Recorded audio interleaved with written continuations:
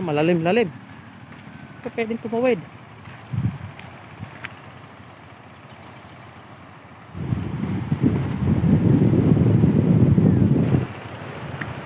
Magandang araw po sa inyo lahat.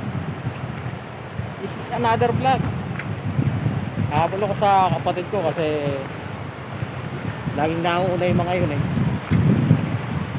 Ako naman lagi ako umahapon kasi may nilalakad pa ako. Medyo malayo-layo yung aking lalakarin. Nasa 1.5 kilometers po. Ulas.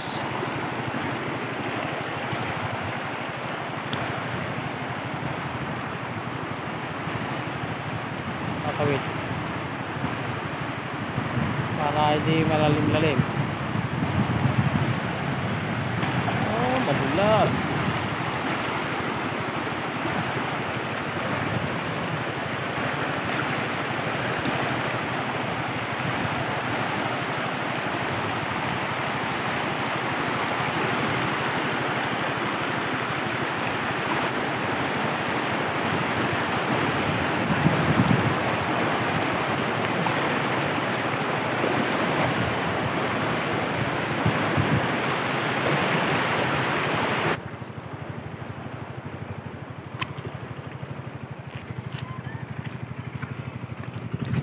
Naaya ako ng tsuhin ko. Dadaan muna ako sa kanila. Dadaan muna ako at baka ako'y pakainin eh. Tingnan ko lang kung baka masarap ang ulam. Dami yung tanim na kamatis ah. May kamatis, may ampalaya. Ayun. Ba? Libre dilig oh.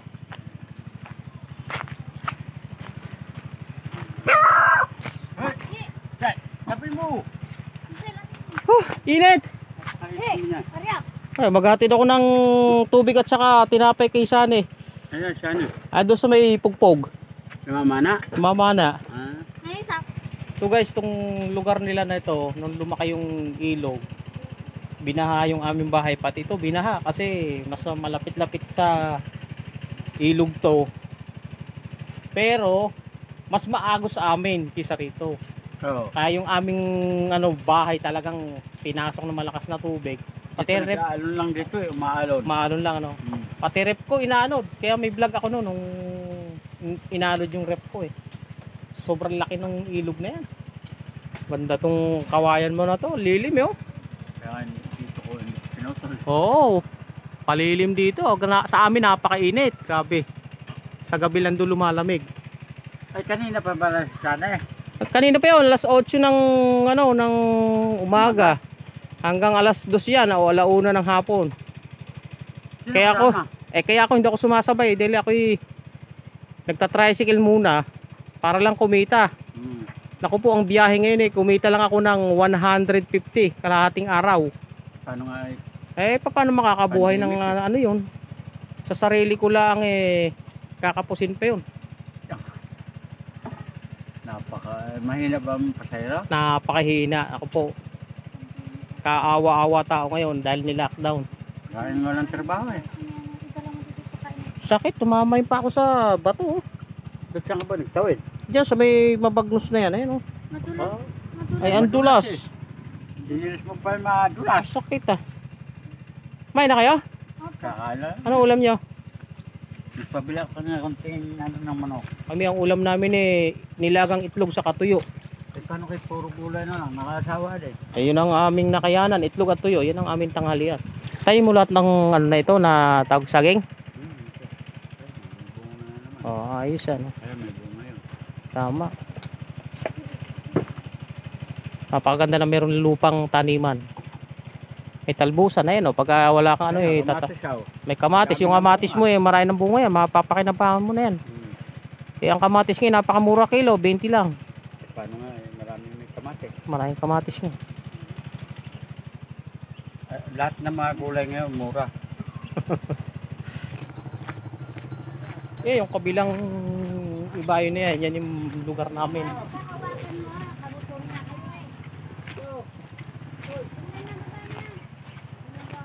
Mapapansin nyo yung riprap na yun, napakataas na riprap na yun apaw ng tubig yan nung bumagyong Ulysses.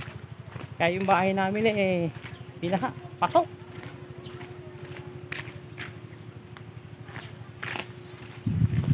Napakalaking perwisyo ang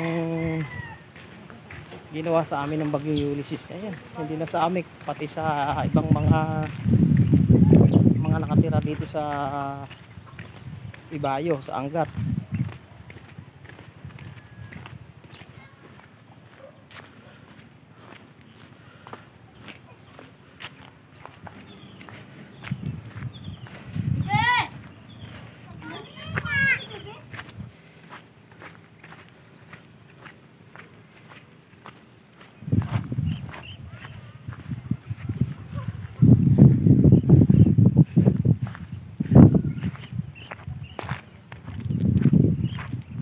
Tanghaling tapat, naglalakad tayo sa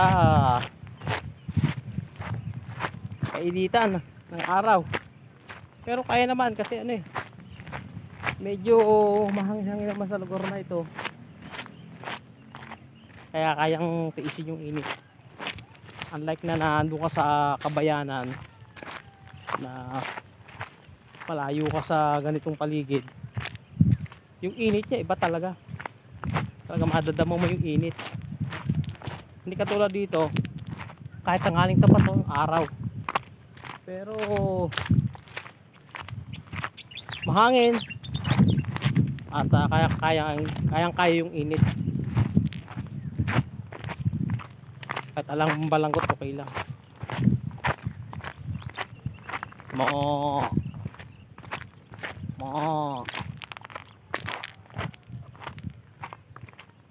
Hindi ko lang alam kung nasaan sila nakapwesto. Pero sabi ng kapatid ko, hindi siya lumilipat ng ibang lugar kung lagi siya sa kanyang pwesto na mamana. Sabi ko nga sa kanya, hindi ba nauubos ka akong isda ron? Kaya halos araw-araw siyang namamana, laging may huli ka, at least kahit konti may huli siya. Yung pala yung pinapwestuhan niya, kaya pala ganun, hindi nauubos yung isda. Daanan siya ng isda, paahon at pababa ng ilog. Doon pala dumadaan yung mga tilapia, kaya doon siya nag-aabang na lang ng papanain. Kaya pala hindi nauubos yung tilapia. Kasi kung yan yun din at yun din yung lugar na yun ang pwestuhan mo, mauubos yung tilapia, yung isda. Yung kung napapansin nyo, yung building na yan, ano yan, DB Mart yan. Dito halos walang tao, ako lang nag-iisa. Pero pagka nato ka sa kabilang isla na yan, sa kabilang ibayo na yan, dami-daming tao. Daming kangkong pala rito.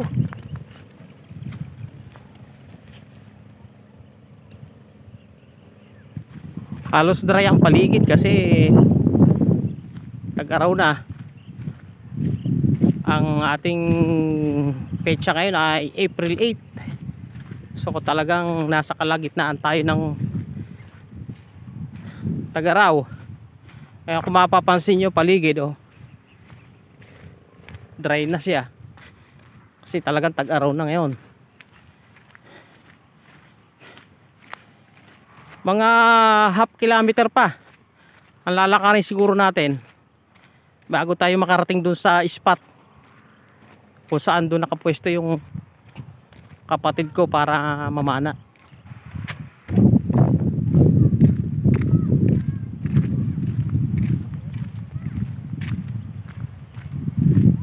Mainit, pero kaya naman ang init kasi mahangin.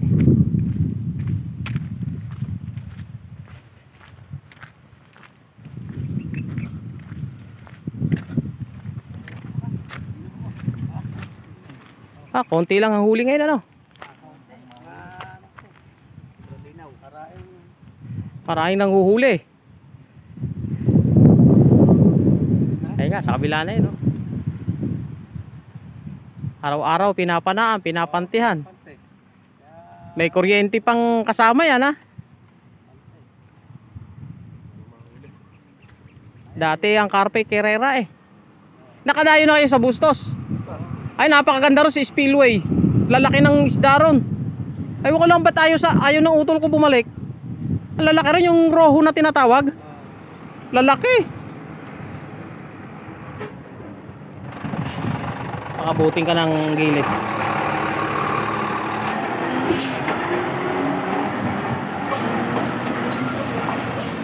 Iyo. Ha? Parang karpa. O parang karpa, pero malansa karpa. Yung roho hindi. Matabang lang siya. Matabang lang siya. Nanguli rin na rin kami ron. Dito maliliit na no? Bilis na, ala. Ito na lumalaki at malalim kasi ron eh. Alam mo lalaki uli yan pagka tag-ulan. Oo. Pagka yung medyo malabo na, ala nang nanguhuli. Sige. Sige. Ha.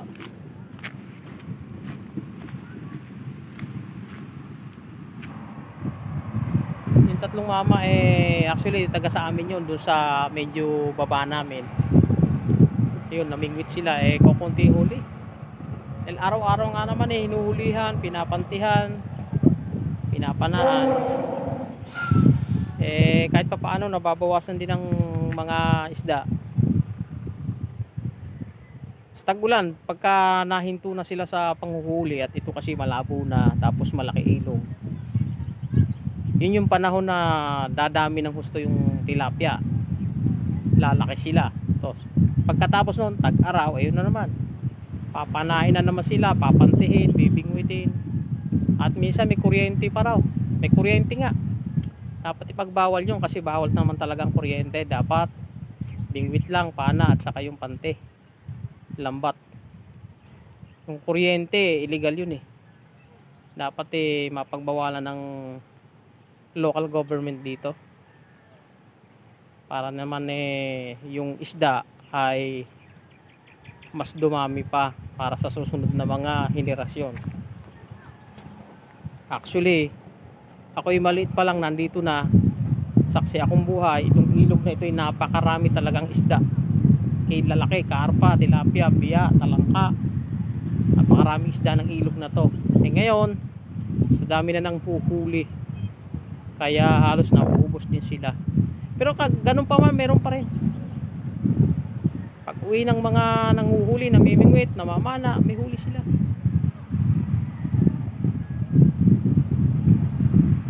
Pahinga mo tayo rito sa Kamatsili.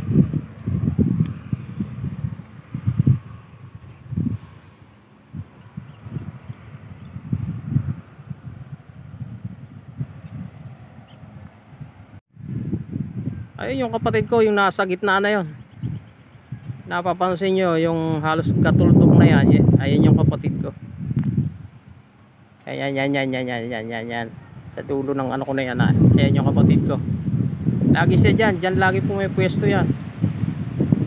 Hindi lumalayo ng lugar. Kasi yan daw yung lugar na daanan ng tilapia. Kaya hinihintay niya lang dumaan sa kanya yung tilapia at sa kanya papanain. So hindi nga naman siya nasisiro. Araw-araw siya nakakahuli. Baba tayo sa kabilang ibayan na.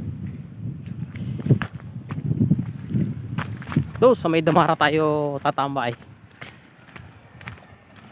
Tingnan natin kung tayo ay makakatawid doon sa gitna ng isla na yun. Medyo malalim nga lang, baka mabasa yung ating camera.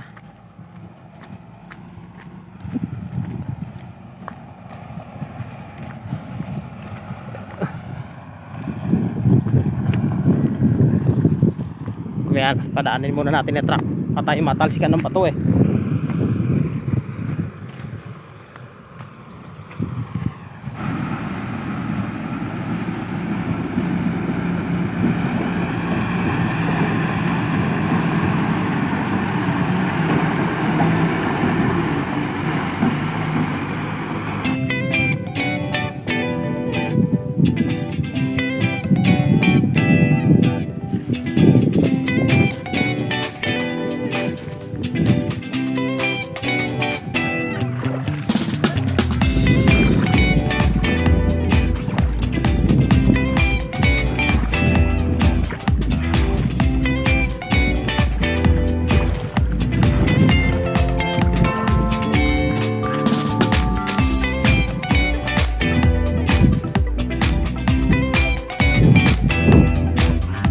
Sabi! May dala akong tinapay rin sa tubig. Tinapay sa tubig.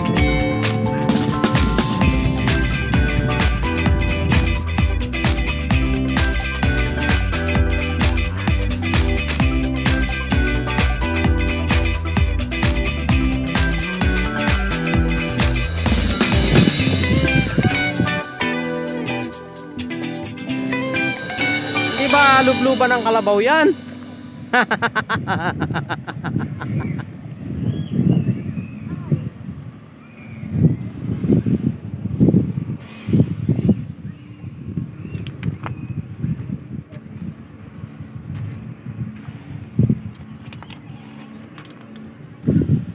Ang dami nilang nahakot na mangga eh, ano. Kinuha raw nila doon sa may kabila na yun. Marami yun, mga bubutte eh. Kailangan dito may bagong kang alamang. Saka may sili, masarap yan.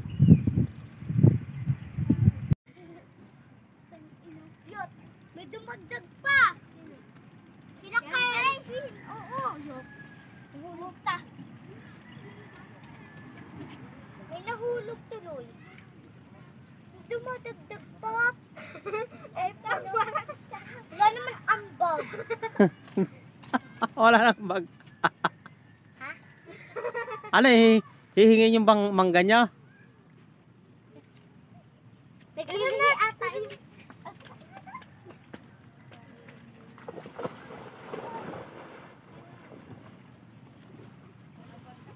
Ito yung kabilang tropa. Sumusugod eh kasama nilang tropa oh. Palapit na.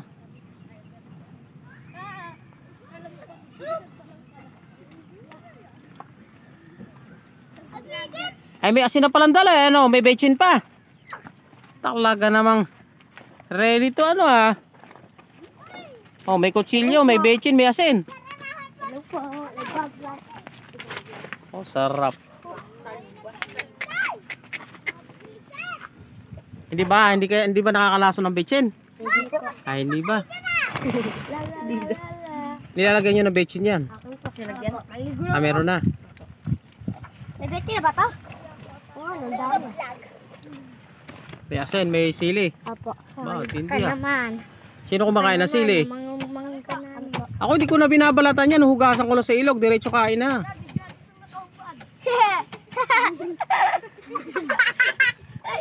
Ay! Kita na oh. Nakita na.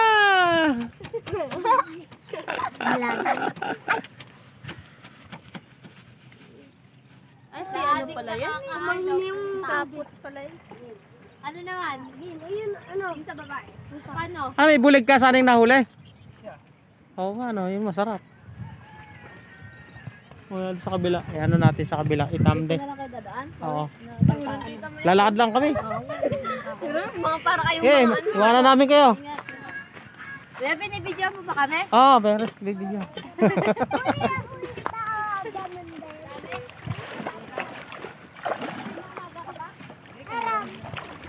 Malaki isa na yun ah. Ha? Malaki isa na yun ah. Laki ah. Lapad ah. Ha?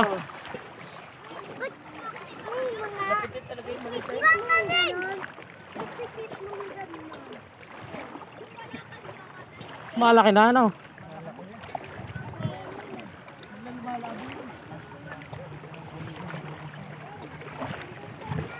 Kaya yung lumalabo, inaagos na yung mga ano ro sa taas. Ay, stuck na tubig. May patinapay? Ore oh, kayo niyo. Dapat tinawid ko kanina ron eh, itsa ko sana eh.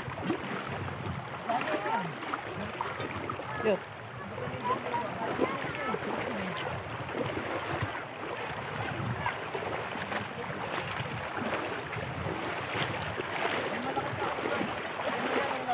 Bihira na ang karpa no?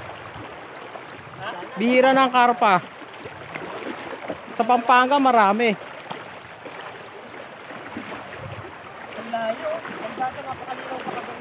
Yung nauna parang huli. Ito galibes, sani. Ang dami huli. Laki. Oh, pinapayaw kainin niyo muna. Tig-isa kayo rin yun. Oh, ito tubig. Oh. Oh, malaki itong isa na to. Sigudog yun eh. Tunay ba to? Tunay ano? Ito na yan. Tunay. Plapla. Oo, plapla. Oh, walang ano, walang ganun. Kung nakahuli pa ako isang ganito, buena. Oh, dalawa pala. Itong masarap yata ah. Yung may guhit-guhit na yan ano. Parehas lang yan. Paras lang ba yan? Ito. Yan. Yan. Hindi, ending po yun eh. Kaya nga. Kasi si ate, baka mas sale sa akin yan. Baka yung kamukha. Maganda camera. Camera niyan. Oh, maganda nga camera. Ayan, ganyan. Daig yung Oppo ko. Yung Oppo ko 11 million pero mas maganda ito. 5i lang yan. Realme 5i lang po yan. Mm. Ay na, Realme. Dami ah. Nagtakip ka ba ng mukha? Hindi, mas Ayun, napakarami sali oh. Ari, tinambak oh. Ikirai oh. Ano? Bagong pitas oh. Oo, bagong pitas nga eh.